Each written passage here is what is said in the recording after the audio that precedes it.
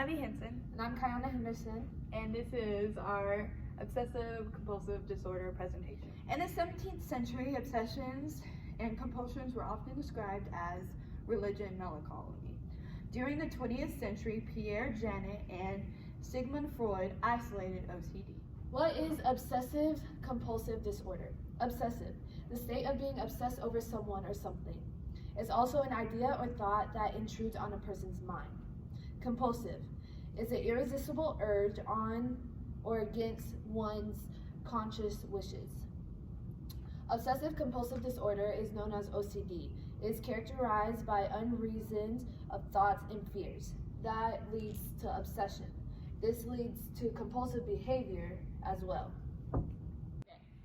The symptoms and compulsions of OCD include fear of contamination, needing things to be in order or symmetrical, aggressive thoughts about harming yourselves or others, and unwanted thoughts. The next thing is compulsions. This is something that they cannot control, that they have to do absolutely no matter what. It's not something they can stop. This includes constantly cleaning. You have to make sure there's no germs in sight. Everything is spick and span. Everything's perfect. Always double check what they're doing or counting. This includes turning a doorknob a certain number. The typical number for OCD patients is in sets of 3. Saying a number a certain amount of times. Tapping, some tap. They also scrub a certain amount of times, which this can harm them because if they scrub too much, it can basically make your skin raw, and then it just hurts. The last one is demanding reinsurance.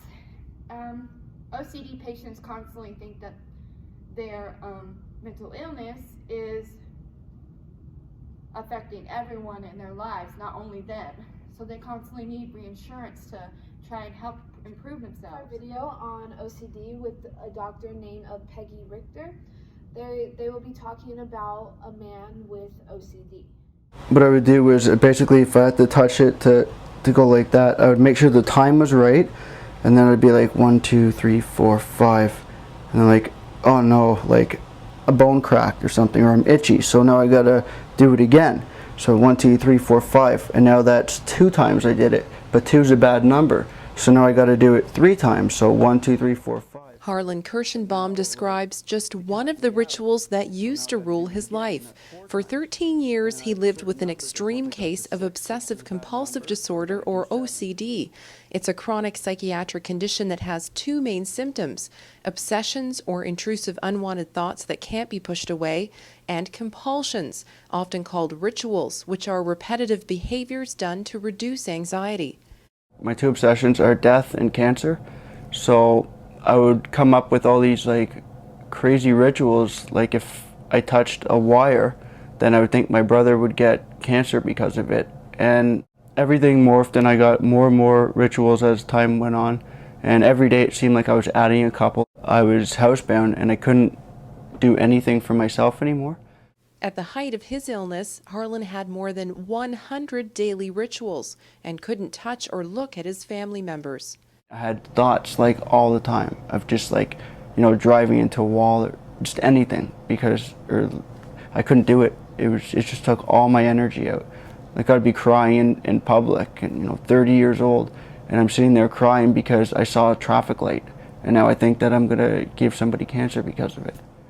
Dr. Peggy Richter is head of the Frederick W. Thompson Anxiety Disorder Center at Sunnybrook Health Sciences Center, one of the few specialized centers in Canada dealing with OCD. There's a threshold at which point we call it a disorder that merits a diagnosis, and that is when the symptoms waste about an hour or more of the day, cause significant distress for the individual, or get in the way of their ability to function. OCD is extremely common, affecting about 1 in 40 people. And while research is ongoing to fully understand what happens inside the OCD brain, Dr. Richter says it is a treatable condition. There are 2 major forms of treatment: cognitive behavior therapy, which is a form of talk therapy, and medication, both of which can be very helpful to the illness. So a good starting point is to see one's family doctor and get a referral to a specialized anxiety treatment center if possible.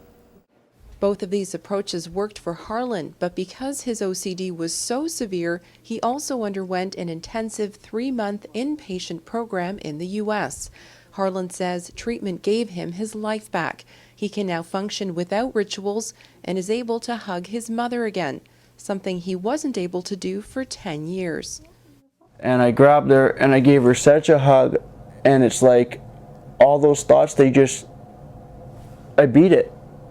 Like I beat it, and she was crying. I was like laughing, but like a crying laugh, and it was incredible after all those years, and it felt so good.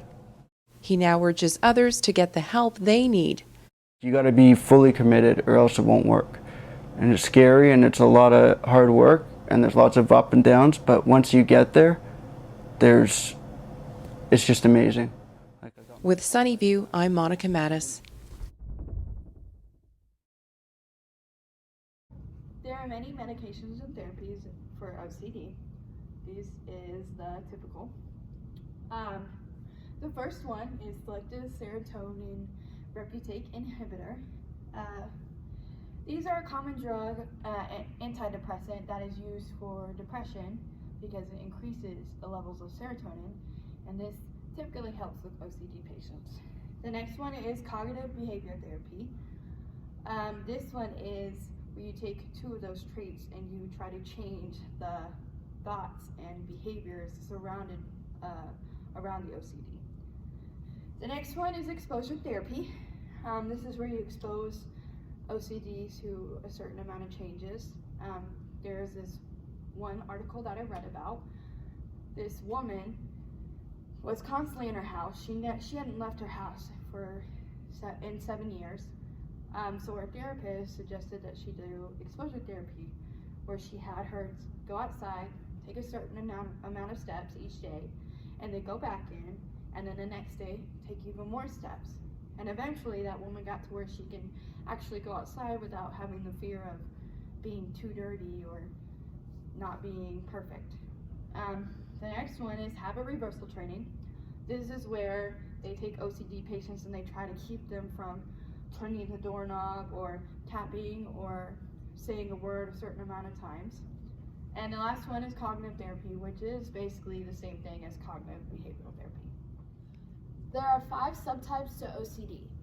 One is cleaner, then there's obsessor, then there's checkers, repeaters, and hoarders. The first subtype is contamination obsessions with cleaning compulsions. This is also known as cleaners. This is where they focus on cleaning excessively. Typically they do this because of stress, but they sometimes take it to great lengths to avoid contamination, avoid dirt. Everything has to be perfect. There can't be anything dirty. They usually do this in a ritualized manner, which, as I was talking about earlier in the slides, the schedule. They do it at a certain time of the day, or they do it both in the mornings and the evenings, but it has to be at a certain time. It can't be spontaneously. Then there's hoarding. The symptoms and behaviors of hoarding is anxiety, difficulties in organization, indecisiveness, distress, suspicions, and obsessives. Examples of hoarding is saving too much, holding on to too much, buying in multiples of 3, buying something that has been touched by you, or accumulating.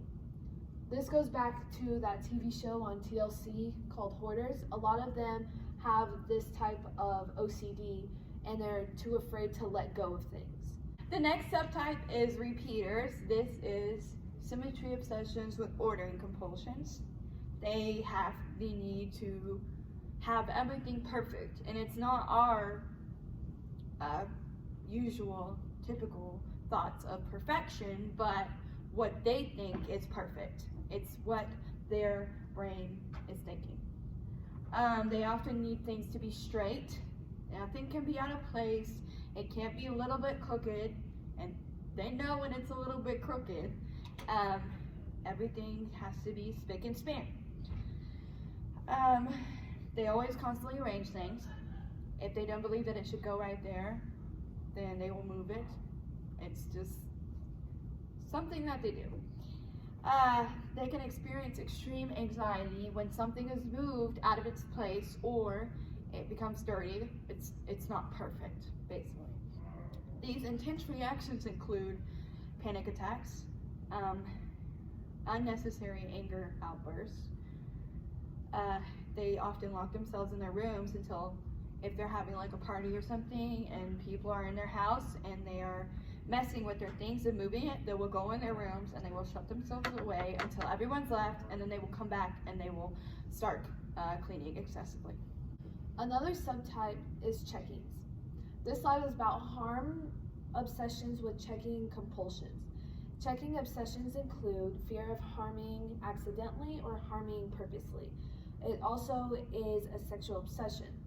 Types of checkings includes rechecking to make sure you lock your doors, make sure you shut your windows, you turned off all your lights. Normally, patients with checkings OCD will basically do this about 3 or 4 times, even though they did it the first time. They're basically rechecking over and over again their surroundings. The last subtype, obsession without visual compulsions, is also known as obsessors. This can also be considered Puro, is another name for it. It engages in hidden compulsions, which means it's not something we can see, it's something that they think about and what they perceive as a compulsion. The common compulsions include guilt, thinking you're a bad person, avoidance, constantly wanting to be reassured, and answer seeking. With obsessors, it's not something, it's random, it's meaningless, they're typically negative thoughts. It's not something that they just start automatically thinking about, it's just random. Like they'll be watching a TV show or watching the news and something bad happens and they start to think, oh, what if this would happen to me? It's not necessarily anxiety. They start to obsess over the question and then the anxiety comes afterwards. Many people do not believe that this is a subtype of OCD, but it actually is. The question that they ask themselves after they start thinking about the random thought haunts them, and it gives them a sense of unbearable guilt or shame. They often believe that they are evil for doing this and for thinking like this. In conclusion, this mental illness is not easy to handle or live with, but it can be manageable. It's not something that can just go away and can be completely gone forever. They have to get to a certain point, and we have to understand that this is something they can't control, and these compulsions and these obsessiveness is not in their hands. They have certain tics, and we must be patient with them.